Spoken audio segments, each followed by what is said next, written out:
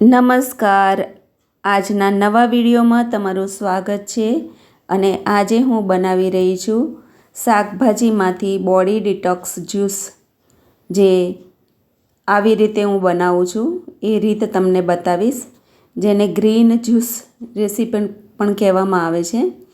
એમાં જે પણ ભાજી નાખવી હોય એ આપણે નાખી શકીએ છીએ। જે ગાય ખાઈ શકે છે એ આપણે પણ ખાઈ શકીએ છીએ, તો એ બધા જ પાંદડા આપણે ગ્રીન જ્યુસમાં લઈ શકીએ છીએ। તો આજુબાજુના ઝાડ અને પાંદડામાંથી પણ આપણે લઈ શકીએ છીએ। તો આદું, લીમડાના પત્તા, દૂધી અને આ 2 આમળા સમારી લીધા છે। 1 વાડકી પાલકની ભાજી ધોઈને લઈ લીધી છે। 1 વાડકી ધાણા અને આ મેં લઈ લીધા છે તુલસીના પત્તા, ઘરેથી કુંડામાંથી જ તોડી લીધા છે। જામફળના પત્તા છે અને પુદીનો છે। હવે મેં લઈ લીધું છે શેકેલું જીરું પાવડર,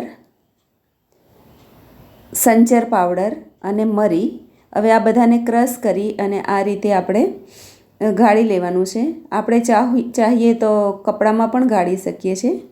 હવે અડધું લીંબુ નિતારી લઉં છું અને સ્વાદ અનુસાર મીઠું પણ આપણે નાખી શકીએ છીએ, અને તમને તીખાશ ગમતી હોય તો 1 મરચું પણ તમે એડ કરી શકો છો।